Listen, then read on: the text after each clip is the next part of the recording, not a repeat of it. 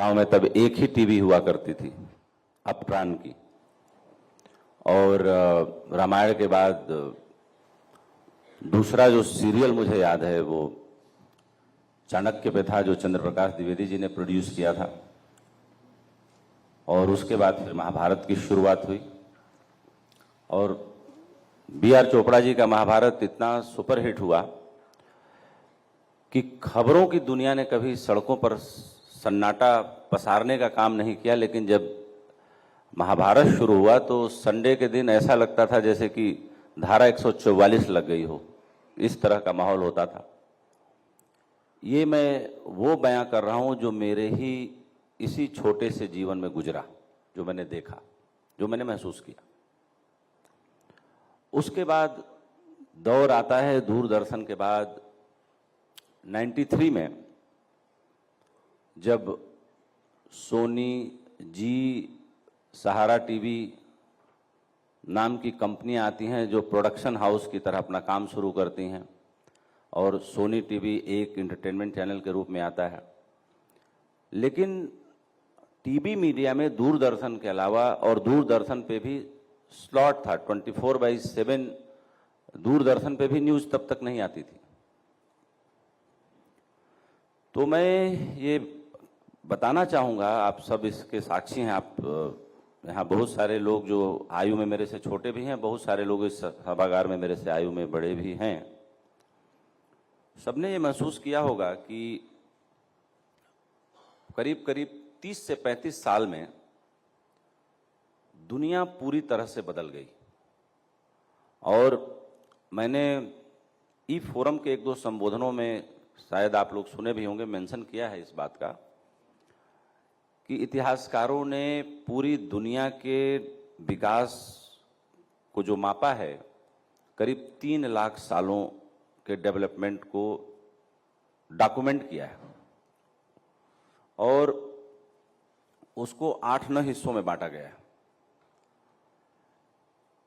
तो change of TV media की अगर हम बात करें तो चेंज ऑफ सिविलाइजेशन की भी बात उसके साथ होनी चाहिए, क्योंकि सिविलाइजेशन के बियॉन्ड कोई टीवी मीडिया या कोई मीडिया होता नहीं, उसी के साथ वो पलता है, पल्लवित पुष्पित होता है और आगे बढ़ता है। तो पहला फेज तो गिदरस हंटर्स का था, जब हम आम जीवों जैसे ही थे, बल्कि कह सकते हैं कि सबसे निरीह प्राणी थे हम पृथ्वी पर, कीड़े मकोड़ों के बाद। दिन बहुत निकलने के बाद हम निकलते थे और महीनों में 3-4 बार खाना मिलता था आदमी को, उससे ज्यादा खाना नहीं मिलता था। और सूर्यास्त होने से पहले आदमी पेड़ों पर छुप जाता था। तब पहनने के आज जैसे कपड़े थे नहीं, कुछ था ही नहीं, हम आम जीवों जैसे ही थे। बस अंतर इतना हुआ कि जीव जो है 4 पैरों पर चलता था, आदमी खड़ा हो गया, और आदमी के खड़े होने ने बड़ी क्रांति पैदा की। और वैज्ञानिक कहते हैं कि हमारे दिमाग में जो तंतु हैं, करीब 1 करोड़ तंतुओं को जोड़ा जाए तो बाल के बराबर की थिकनेस आती है।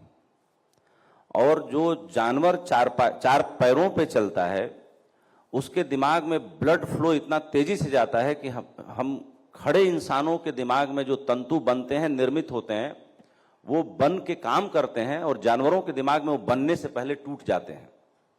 इसलिए जानवरों का दिमाग वैसा विकसित नहीं हुआ जैसा आदमियों का दिमाग विकसित हुआ।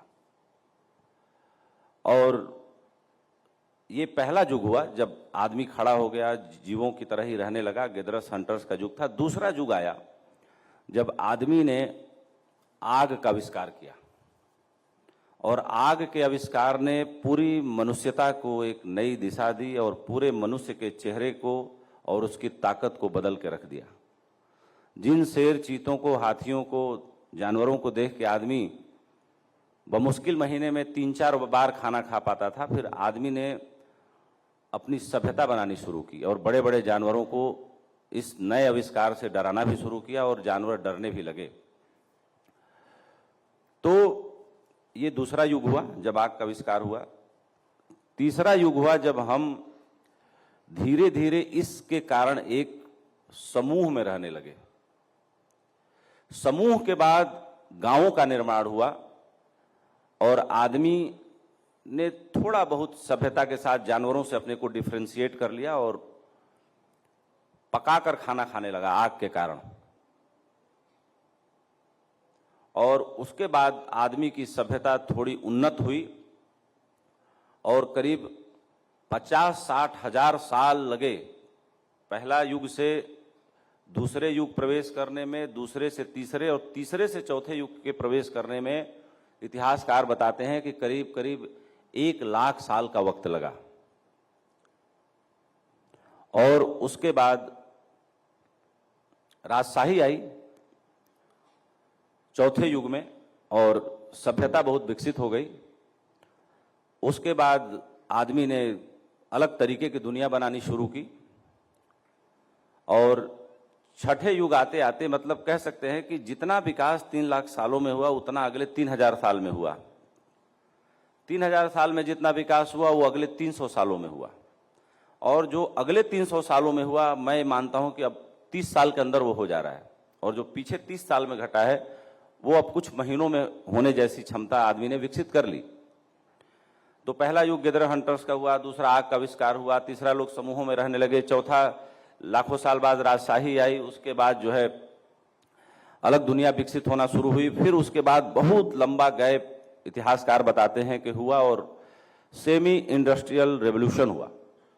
आदमी ने बहुत मशीनें, कल पुर्जे, हाथ से फावड़ा, कुदाल, ये जितनी चीजें हैं ये आविष्कृत हुई। 7वें युग में जो कहते हैं लोग कि पूरा इंडस्ट्रियल रेवोल्यूशन हुआ फुल स्केल पर।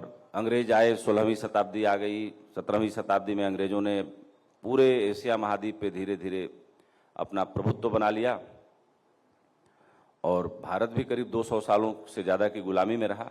वैसे भारत की तो गुलामी का इतिहास करीब करीब बुद्ध महावीर के बाद से ही है, लेकिन अंग्रेजों की गुलामी को मैं सिग्निफिकेंट मानता हूँ क्योंकि वो गुलामी भी थी और गुलामी के साथ भारत को बहुत कुछ अंग्रेजों ने दिया भी।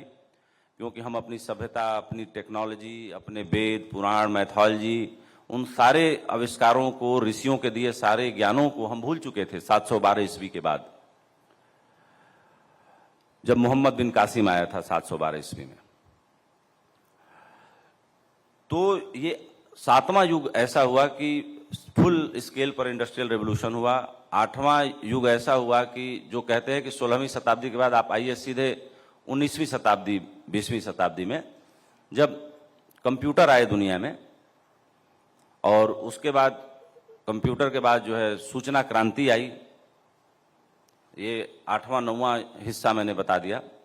और अब जो 10वां हिस्सा है वो स्टार्टअप का चल रहा है और एक नया हिस्सा मैं और उसमें जोड़ रहा हूं स्टार्टअप के बाद का, वो है आर्टिफिशियल इंटेलिजेंस का। यानी कि 3 लाख सालों के पूरे विकास को मैंने 11 हिस्सों में बांट दिया।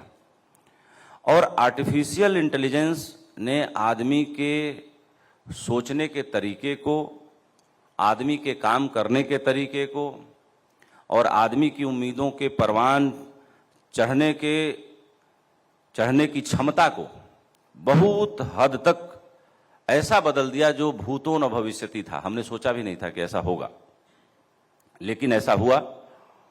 और एक छोटा सा एग्जाम्पल दूंगा। आप सब यहाँ सुधीजन पढ़े लिखे लोग बैठे हैं।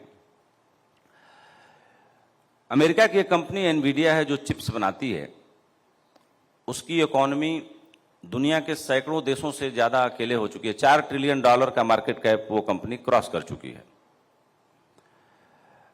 तो अगर अमेरिका की एक कंपनी अकेले $4 ट्रिलियन यानी भारत की अर्थव्यवस्था से बड़ी हो चुकी है, तो ग्लोबल विलेज के जमाने में हम टेक्नोलॉजी से दूर नहीं रह सकते। हम दुनिया में कोई परिवर्तन हो रहा है तो उससे अछूते नहीं रह सकते। और बात या कोई टॉपिक 3 शब्द का, 4 शब्द का होता है, लेकिन उसकी व्याख्या विस्तृत होनी चाहिए। अब जैसे लोग कहते हैं कि, या हम लोग पढ़ते लिखते भी हैं कि 1986 में भारत की अर्थव्यवस्था भी $1 ट्रिलियन की थी और चाइना की अर्थव्यवस्था भी $1 ही ट्रिलियन की थी। लेकिन 1986 से यहां तक के सफर में अगर देखा जाए तो चाइना की इकॉनमी आज $20 ट्रिलियन के पार जा चुकी है और हमारी इकॉनमी अभी $5 ट्रिलियन के टारगेट पर है। तो मैं इसका सवाल स्वयं से करता भी हूं और स्वयं से उत्तर भी इसका दे रहा हूं कि ऐसा कैसे हुआ और क्यों हुआ होगा। जिस भारत ने पूरी दुनिया को अंतरिक्ष का ज्ञान दिया, ज्योतिष का ज्ञान दिया, जिस भारत ने सबसे गहरी सभ्यता दी, गणित का ज्ञान दिया, वही भारत इतना कैसे पिछड़ गया। मैं इसका मूल्यांकन करता हूं तो कुछ बहुत गूढ़ और गहरी बात नहीं कहूंगा, बहुत एक साधारण सी बात मैंने पकड़ी कि क्यों पिछड़ गए हम। इसलिए पिछड़ गए कि हमारे यहां और पश्चिम में एक मूलभूत अंतर है। पश्चिम में एक नियम है कि एक दिन आदमी चर्च जाता है, पूजा करता है, आ जाता है, वो इसके फसाड़ में नहीं फंसता।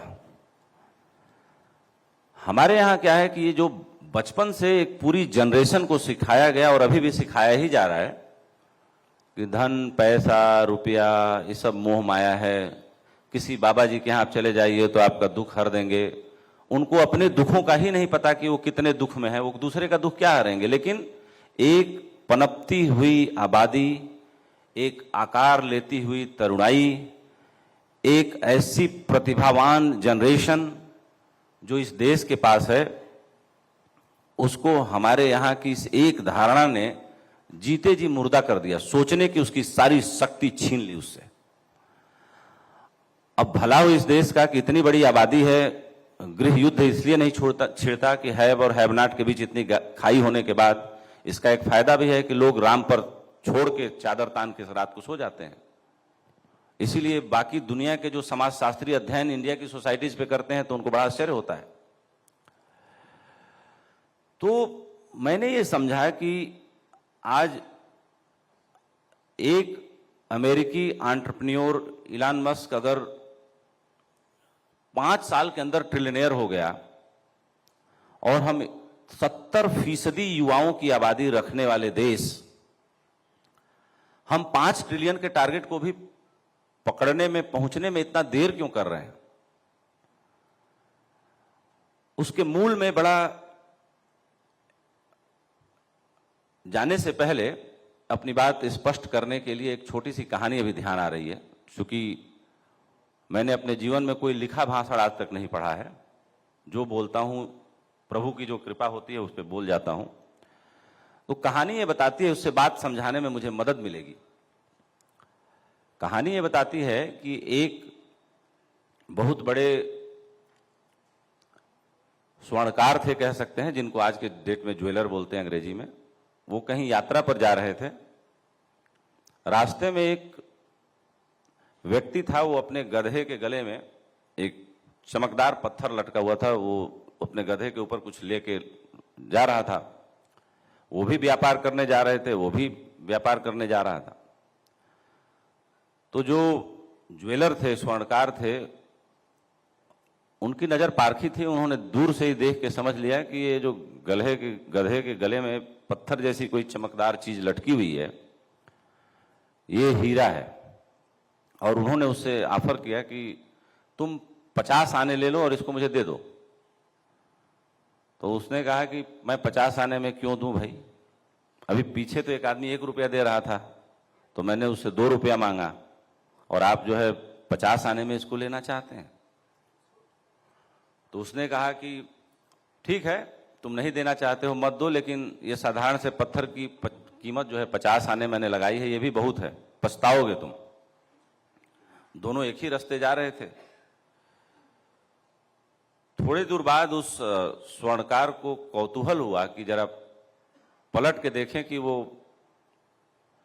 जो आदमी मेरे पीछे आ रहा था गधे पे अपना सामान लादे हुए, उसके गले में जो पत्थर लटका हुआ था वो है कि नहीं। तो पलट के देखा तो पत्थर गायब था, पत्थर था नहीं। तो उसने कहा कि वो पत्थर क्या हुआ। तो उसने कहा कि कोई एक आदमी आया, उसने 10 रुपए दिए। मेरी तो सोच समझ से भी ज्यादा था, मैंने तो इतना मांगा ही नहीं था, मैं तो 2 ही रुपया मांग रहा था। उसने मेरे मांगने से पहले ही 10 रुपया दे दिया। तो मैंने पत्थर उसको गधे के गले से निकाल के दे दिया, वो लेके चला गया। तो अब स्वर्णकार की चालाकी उसके मुंह से निकली, अरे मूर्ख, वो करोड़ों रुपए का हीरा था, वैसे साइज का हीरा तो मैंने देखा ही नहीं था, तुमने उसको 10 रुपए में दे दिया। तो उस अनपढ़ से, सीधे से, सरल से आदमी ने कहा कि महोदय, आप तो पढ़े लिखे कुलीन मालूम होते हैं, मैं तो सीधा साधा लंबे समय से उस पत्थर को पत्थर ही समझ के लेके घूम रहा था, मुझे इसका बोध नहीं था कि वो पत्थर है कि हीरा है। लेकिन आपकी बुद्धि को क्या कहें, आपको तो पता चल गया था, और पता चलने के बाद भी आपने उसकी कीमत 50 पैसे लगाई। तो मुझे अपने ऊपर तरस नहीं आ रहा है, मुझे तरस आपके ऊपर आ रहा है कि जानने के बाद भी आपने क्या किया।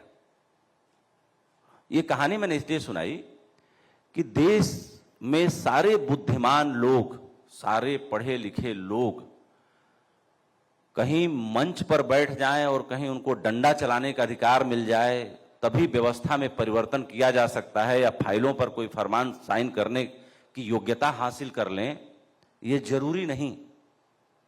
विचारों की कोई सीमा नहीं।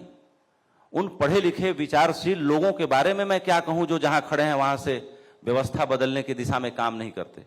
वो भी कम ज्यादा उसी स्वर्णकार की तरह होते हैं जो जानते तो हैं कि गधे के गले में हीरा लटका हुआ है, लेकिन उसकी कीमत 50 पैसे लगाते हैं।